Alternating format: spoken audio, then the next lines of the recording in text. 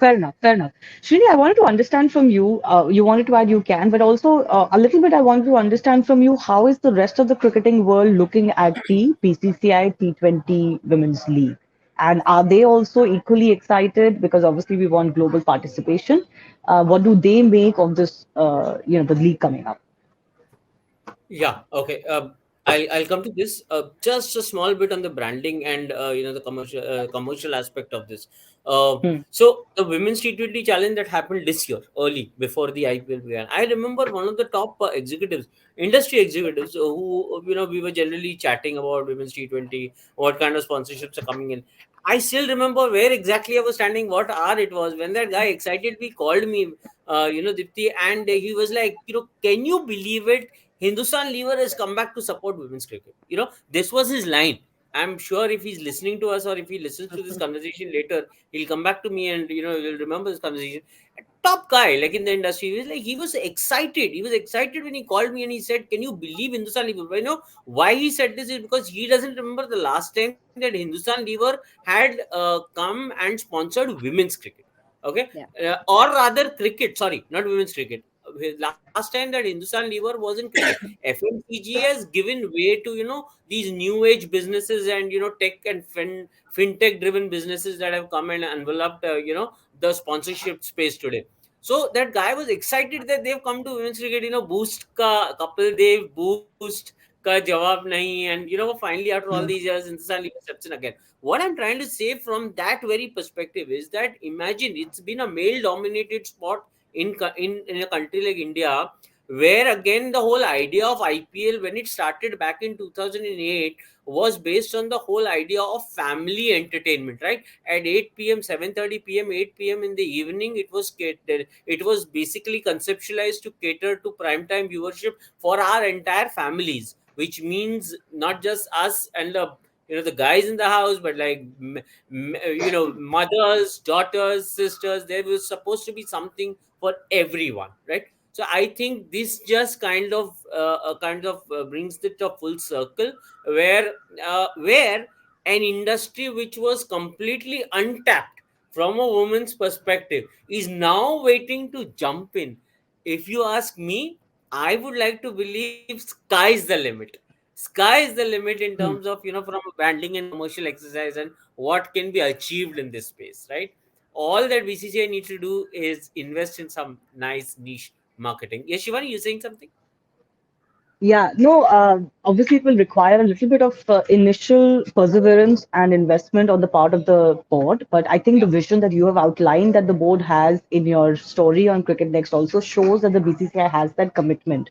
I wanted to also elaborate on the fact that one of the things you mentioned in your story, Srini, is that the tender for the franchises will be at the value that the male IPL franchises were 15 years ago. It's been 15 years since the IPL started. Uh, Again, some may look at it and say, oh, this is very derogatory because 15 years ago, the value of the male team, you're pegging the same value for the female team. But I'm guessing this is just, cold reality. You've been very generous. I thought that even that value was very high. I wasn't looking at Well, there was a I discussion then, wasn't yes. looking at anywhere close to that value. So I was a little shocked when I heard this, and I thought I had heard this wrong. So when I was talking to someone, I said, "Are you sure?"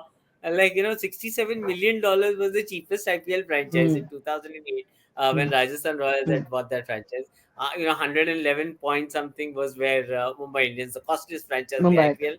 Those values are like way too high from a women's cricket, especially at the cost of the dollar right now. So I wouldn't want to kind of this has to be somebody who's definitely looking at this space beyond just returns, commercial returns. So even if Hmm. this is CSR, these are way. I hope I am wrong, and I hope there is a much more sensible fee attached to this whole exercise. This is again. So you're saying this is not sustainable, that this is too Not high a price sustainable. for a No, team. it's not sustainable. It's definitely not sustainable. There's no chance. Hmm.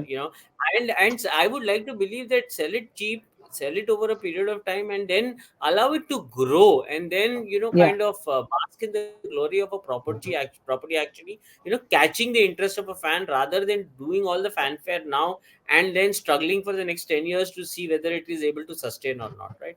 Which brings me, Hmm. Shivani, you had asked something before. You raised a point. What has been the world view on this, right? What are How the are other the other boards? cricketing boards thinking, Yeah, yeah. and how are they So for looking at them, it? so from them, I'll just draw an example from men's cricket, which is what men's cricket, what IPL did to men's cricket around the world is that it seeped that idea in the mind of an average male cricketer that he needn't be depending on the central contract of his own cricket board back home if he is good enough to play and sustain anywhere around the world, because the onset of a T20 league as big as the IPL from a very commercial POV kind of caters to the financial needs of that cricketer, right? So that is something that the cricket board was also wary of. So for example, I'll give you an example. 15 years ago, what did the BCCI say? BCCI said, okay, Cricket Australia, look, if you allow your best players to be available for the men's IPL, we will give you 20% cut of a player's salary. So if a cricketer was earning $1 million here, 20% of the $1 million went to Cricket Australia, right? Which now BCCI has argued and said that 20% is a little too much. You need to bring it down to 10%. I still am not privy to whether BCCI is following that same practice for women's cricket.